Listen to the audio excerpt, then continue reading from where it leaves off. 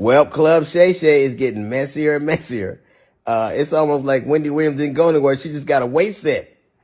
Um, so Monique was on. Every time I see Monique these days, she's on doing some greasy ass video with her and her daddy complaining about something or working out. I don't know nobody that work out that much and gain weight unless every crunch you do has got Captain in front of it.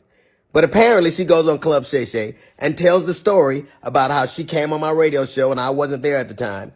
And my co-host Jasmine Sanders played a game that we played all the time with everybody called Would You Rather. She apparently was so offended by that she said she got off. She called me. Monique did, and she said I was very dismissive, like, Monique's a liar.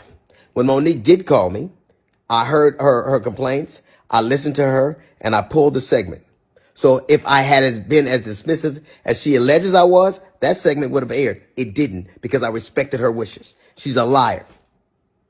It's also befuddles the shit out of me how somebody who as a comedian talks as much shit about everybody else as she does, she has the temerity to be offended about anything as much shit as you say about people. Then she encouraged everybody, allegedly it stems from the fact that I used to always talk shit about her on video after video, and she encouraged her sweet babies to look at the video and find them. Do that. Do exactly what she says. And you know what you're not going to find? You're not going to find any evidence of that because Monique is a fucking liar. She's lying about that. But what you will find is Monique talking shit about some alleged contract dispute we had. Look at the ticket. It says D.L. Hughley, then Monique. She knows the story.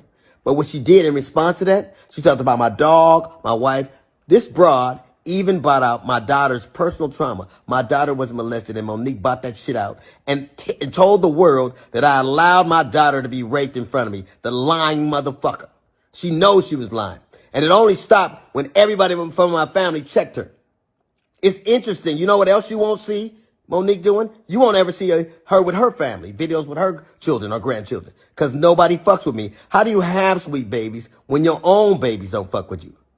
How do you love us for real when there's no evidence of anybody loving you for real, except your daddy, who you apparently have to pay? And FYI, daughters are paid for by daddies, not daddies who get paid by their daughters. You know what else you won't see Monique doing? Telling jokes. Monique, if she'd have spent as much time actually writing jokes and writing her Netflix special as she did complaining about not having one, it wouldn't have been trash. It got the worst reviews of any Netflix special in history.